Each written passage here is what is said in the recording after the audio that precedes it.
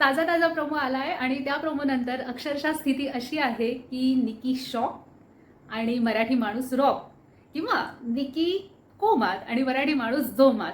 तो प्रोमो पाहून मला तर प्रचंड आनंद झालेला आहे आणि आता माझी एक्साइटमेंट इतकी वाढलेली आहे भाऊचा धक्का बघण्याची की काही विचारूच नका.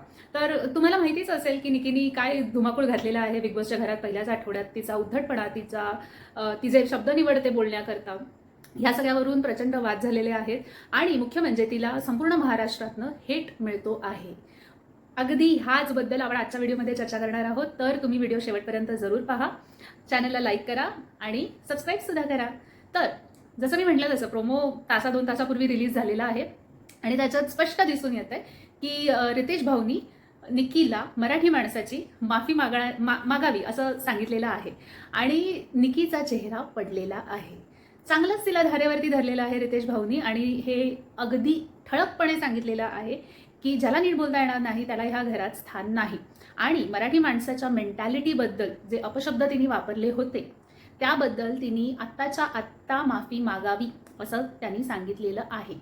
तर मित्रांनो, ही खूप मोठी गोष्ट आहे. ही जी माफी आहे ती नॅशनल टेलिव्हिजनवरती मागितली जाणार आहे आणि निकी ती मागेल का हे बघण्यासारखं असेल.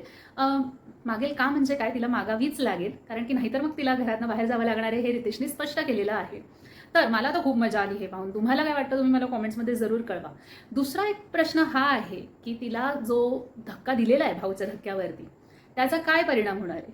का निकी सुधारणार आहे येत्या आठवड्यात? तिची वर्तणूक, तिचं बिहेवियर बाकीच्या हाऊसमेट्स बरोबर चांगलं असणार आहे, ती चांगल्या पद्धतीने बोलणार आहे?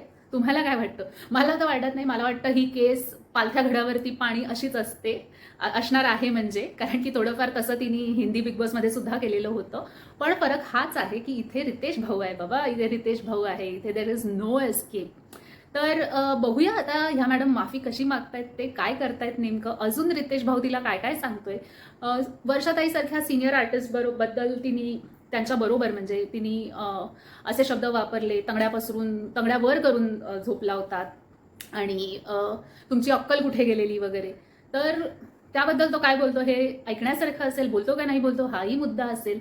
पण मला तर हे योग्य नाही वाटत. सोशल मीडियावरती ह्या अनेक प्रकारच्या चर्चा चालू आहेत की तिचं मराठी एवढं चांगलं नाही आहे, तिला भाषेवरती कंट्रोल नाही आहे, म्हणून ती थोडेसे चुकीचे शब्द वापरते.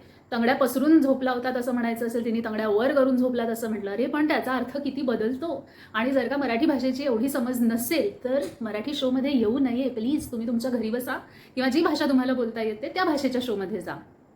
हे फारच चुकीचं आहे, राईट. एरिनाला सुद्धा मराठी भाषा येत नाही, ती तुटक फुटक कसं तरी काहीतरी बोलते, पण ती अपशब्द तिच्या तोंडातून एकही निघाला नाहीये निदान पहिल्या आठवड्यात तरी. तर प्रश्न हा नाहीये मित्रांनो की भाषा येते की नाही येते. प्रश्न हा आहे की तुमचं इंटेन्शन काय आहे, तुम्हाला कोणत्या पद्धतीने वागायचं आहे. प्रश्न हा आहे. तिच्यावरती अनेकांनी, घरातल्याच लोकांनी तिच्या संस्कारांबद्दल प्रश्न उठवलेत, संस्कृतीबद्दल प्रश्न उठवलेत आणि त्याचा तिला राग आलाय, पण तरी ती वागते तशीच. तिने स्वतः हे मान्य केलेलं आहे की सगळे आईबाप संस्कार तर चांगलेच देतात ना, अर्थात निकीच्या आई वडिलांनी पण चांगलेच संस्कार तिला दिले असणार आहेत, पण ह्या मॅडम काय करतायत हे त्यांनाच माहिती. तर आता बघूया भाऊचा धक्का झाल्यानंतर ह्या मॅडममध्ये काय बदल येतो का नाही येतो, का ती अजून अरेरावी करणार आहे. तुमचं मत काय आहे हे मला कॉमेंट्समध्ये जरूर कळवा आणि आपण भाऊच्या धक्क्यानंतर पुन्हा भेटूया.